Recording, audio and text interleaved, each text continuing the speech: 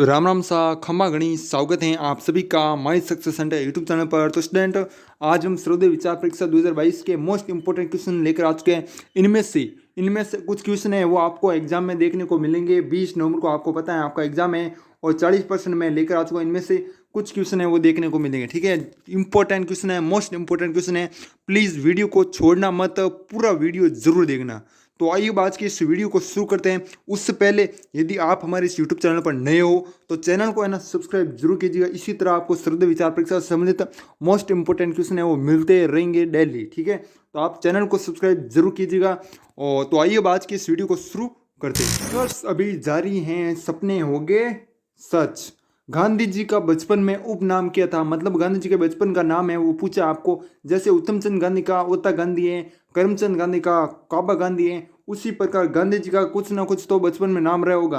तो बचपन में प्यार से जैसे आपको भी बुलाते ना, आपका नाम है जैसे मान लें मुकेश है तो मुकिया बुलाते हैं ऐसे। ठीक है ना, तो इस तरह आपको मारवाड़ी में बुलाते हैं। तो इसी तरह गांधी जी का बचपन में उपनाम किया था मोहनिया। ठीक है, तो आपको ये क्वेश्चन है वो याद रखना, इंपॉर्टेंट क्वेश्चन है। ठीक है, तो वीडियो पूरा जरूर देखिएगा। और सब दूसरा क्वेश्चन है, भारत में आधारभूत शिक्षा का जनक है वो किसे कहा जाता है? तो उत्तर क्या हो जाएगा? महात्मा गांधी को क्या कहा जाता है? भारत में आधारभूत शिक्षा का जनक है वो कहा जाता है। उसके बाद नेक्स्ट क्वेश्चन है हमारा, गांधी जी को महात्मा की उपाधि किसने दी? तो गांधी जी को महात्मा की उपाधि किसने दी? रविंद्रनाथ टैगोर ने। ठीक है, तो आपको एक और क्वेश्चन है वो मैं पूछता हूँ, महात्मा गांधी जी ने रविंद्रनाथ टैगोर को कौन सी उपाधि दी? इसमें क्वेश्चन में आपको क्या पूछा है, महात्मा को उपाधि किसने दी? गांधी जी को। ठीक है, महात्मा की जो उपाधि है वो किसने दी? तो रविंद्रनाथ टैगोर ने। अब रविंद्रनाथ टैगोर को महात्मा गांधी जी ने कौन सी उपाधि दी वो आप एक बार कमेंट में बता दो मैं। ठीक है, उसके बाद है नेक्स्ट क्वेश्चन, महात्मा गांधी के राम राज्य में दो सिद्धांत कौन से थे? तो दो सिद्धांत है वो कौन से थे? ठीक है, तो ये इंपॉर्टेंट क्वेश्चन है, इंपॉर्टेंट क्वेश्चन है। तो इसमें क्या हो जाए, उचित साधन और उचित उद्देश्य। क्या हो जाएगा? उचित साधन और उचित उद्देश्य हैं, ये दो सिद्धांत हैं राम राज्य के। ठीक है, उसके बाद नेक्स्ट क्वेश्चन है, अहमदाबाद टेक्सटाइल लेबर एसोसिएशन की स्थापना किसने की? तो ठीक है, तो इसमें क्या बताओ आप? इसमें आप बताओगे महात्मा गांधी जी ने स्थापना की, कब की? तो 1918 में। कब की? 1918 में। और एक बात आपको इसमें और याद रखनी, महात्मा गांधी ने पहली भूख हड़ताल 1918 में की। ठीक है, जो अहमदाबाद मजदूर मिल आंदोलन हुआ था ना, ठीक है, कहाँ पर हुआ? अहमदाबाद में। ठीक है, और कब हुआ? 1918 में। और ये क्या है? अहमदाबाद टेक्सटाइल लेबर एसोसिएशन की स्थापना किसने की? तो महात्मा गांधी ने 1918 में की। और 1918 में क्या हुई? जो अहमदाबाद भूख हड़ताल हुई थी ना, अहमदाबाद मिल मजदूर आंदोलन, ठीक है, तो वो हुई। ठीक है, तो ये भी आपको ध्यान में रखना। उसके बाद हमें नेक्स्ट क्वेश्चन है, गांधी जी ने भारत छोड़ो आंदोलन कब चलाया? तो 1942 में चला। ये क्वेश्चन आपको सभी को आता है, इसमें कुछ कहने की बात नहीं है। देश में महात्मा गांधी के पहले आंदोलन का क्या नाम था? पहले आंदोलन का क्या नाम था?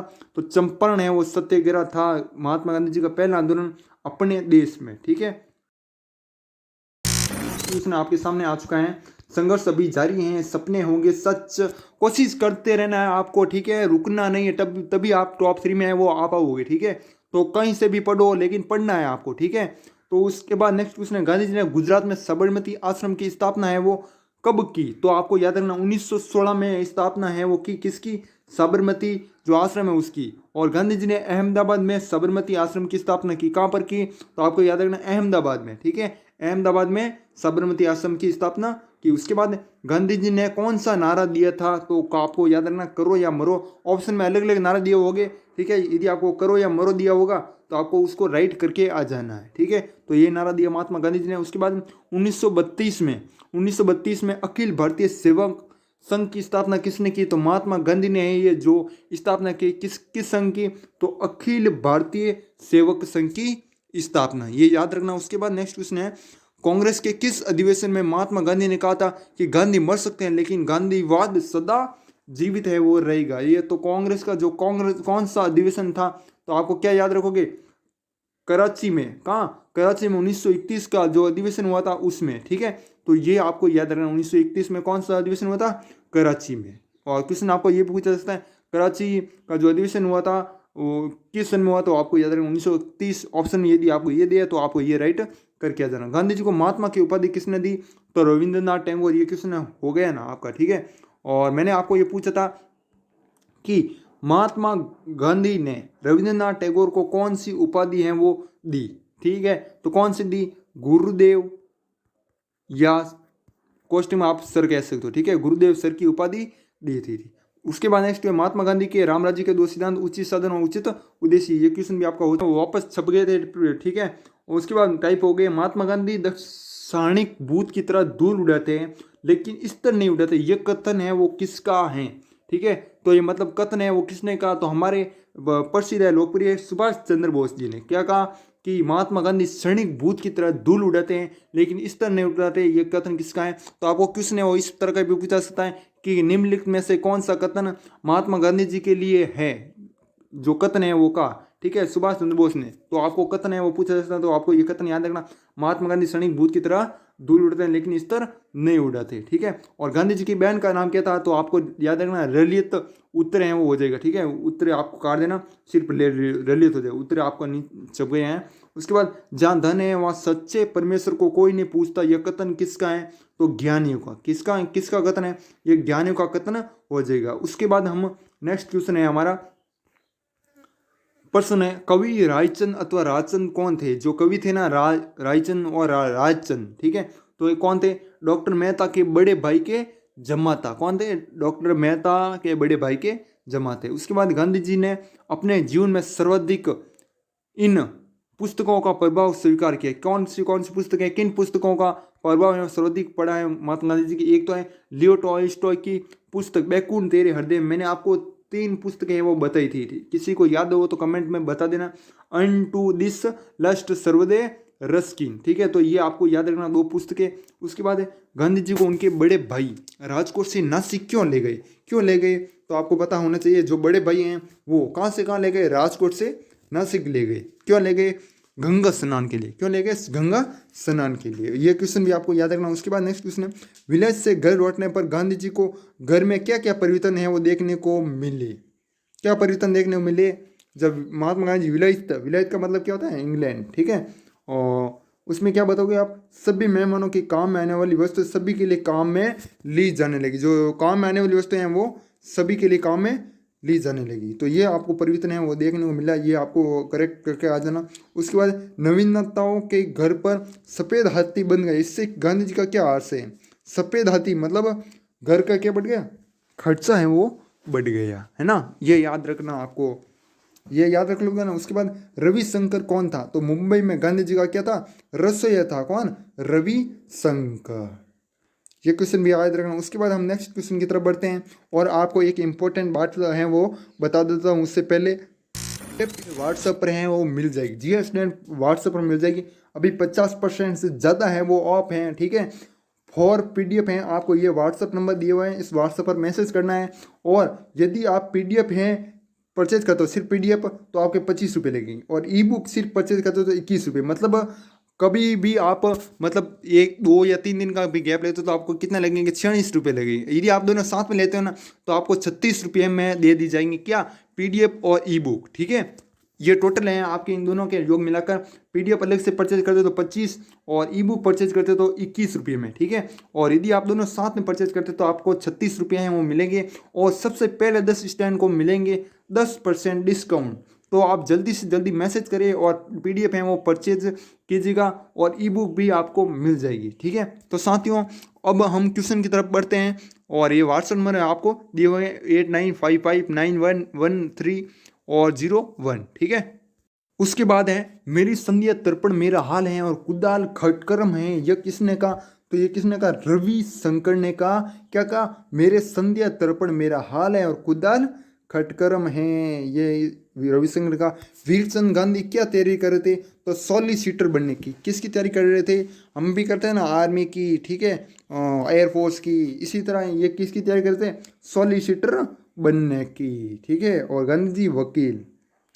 एविडेंस एक्ट कानून शहादत तो उन्हें मुख्य जबानी याद है, ऐसा किसने किसके लिए कहा, तो वीरचंद गांधी ने फिरोज शाह मेहता के लिए कहा, ठीक है।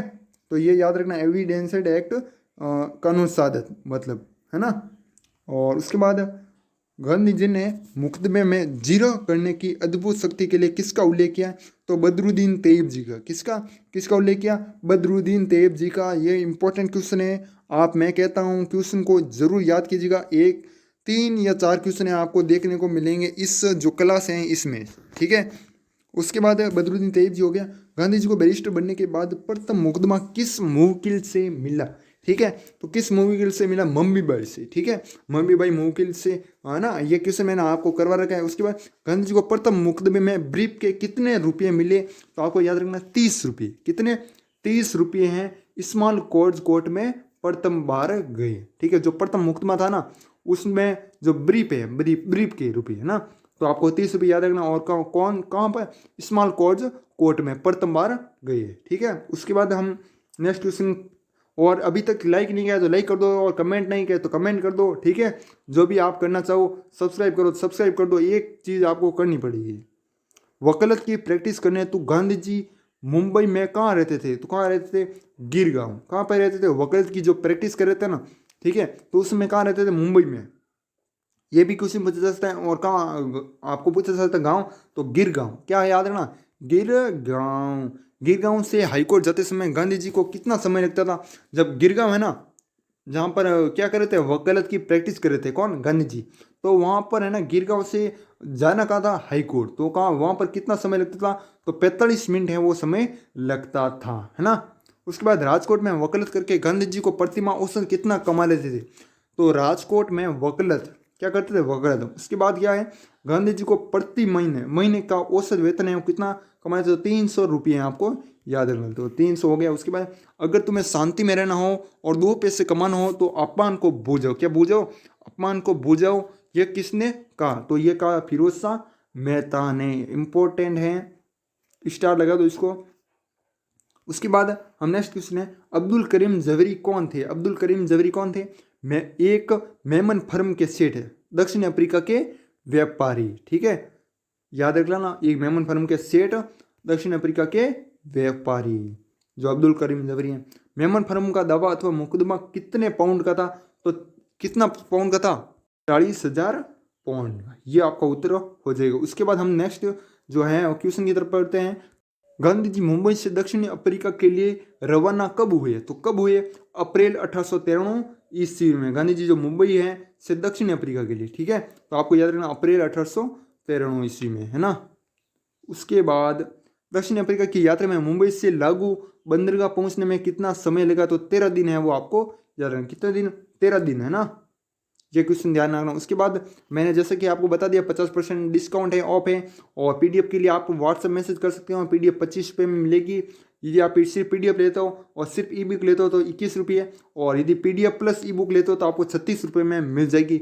मतलब 10 रुपये और देने पड़ेंगे, और आप पीडीएफ और ई बुक दोनों ले सकते हो। और सबसे पहले 10 स्टूडेंट लेंगे तो उनको डिस्काउंट है वो मिल जाएगा। ठीक है, तो आप जल्दी से जल्दी मैसेज कीजिएगा। ये रहे व्हाट्सएप नंबर जो कि आपको मैंने बता दी, इसका स्क्रीन ले लीजिएगा और सीधा मैसेज कर दीजिएगा। बाकी इसका लिंक है मैंने डिस्क्रिप्शन में दे दिया है, जाकर मैसेज कर देना। तो साथियों, इस वीडियो को हम ये समाप्त करते हैं। यदि वीडियो पसंद आए हो तो वीडियो को लाइक और चैनल को सब्सक्राइब जरूर कीजिएगा। इसी तरह आपको आगे भी सर्वोदय विचार परीक्षा से संबंधित मोस्ट इंपॉर्टेंट क्वेश्चन है वो मिलते रहेंगे। ठीक है, तो आपकी क्या राय है, और कोई राय हो तो बता देना।